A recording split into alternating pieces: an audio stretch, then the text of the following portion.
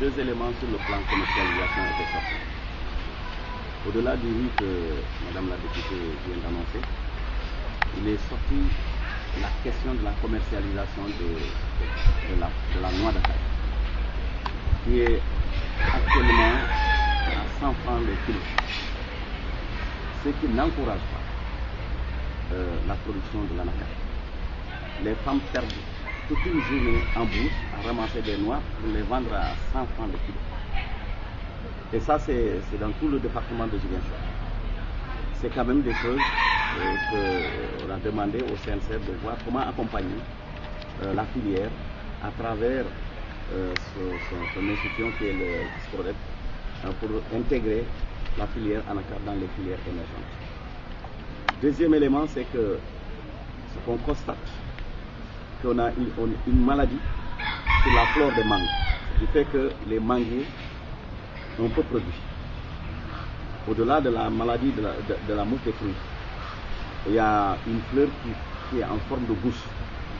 Et c'est une maladie qu'on a constatée. Ça, c'est les populations qui l'ont. Et pour eux, le minimum de revenus qu'ils tirent de la vente, de la commercialisation des arachides, de l'anacarde, et la baisse de la production manguière font que la famine est installée déjà.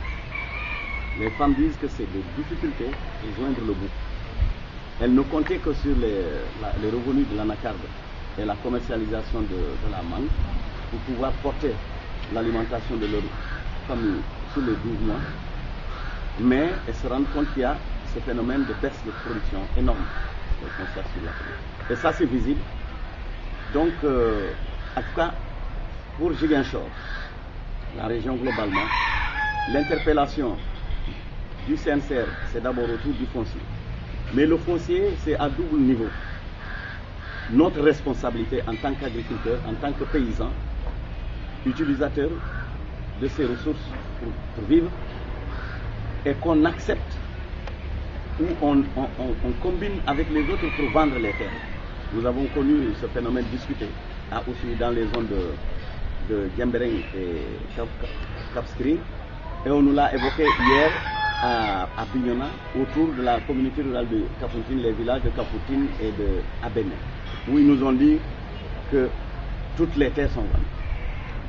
Et c'est des pauvres. Donc ils seront des villageois sans terre. Ils ont vendu toutes leurs terres aux touristes, et en pensant que ces opérateurs vont employer leurs fils, c'est devenu le contraire.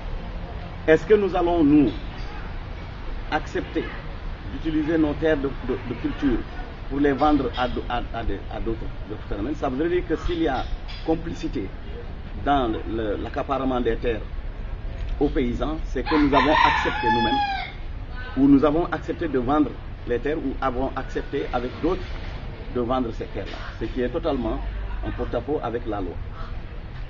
Mais nous souhaitons, et nous l'avons dit clairement, que Ziguinchor a dit qu'il souhaite que les ateliers prochains, c'est-à-dire les campagnes d'information qu'on organise chaque année, qu'on les décentralise dans les arrondissements ou dans les communautés rurales, pour permettre aux populations, parce que maintenant les communes ont suffisamment abrité ces campagnes d'information, qu'on puisse permettre à d'autres acteurs plus nombreux d'accéder à l'information et de participer à la construction des arguments qu'on porte comme plaidoyer. En tout cas, ça c'est ajouté de ce qu'ils ont venus de dire.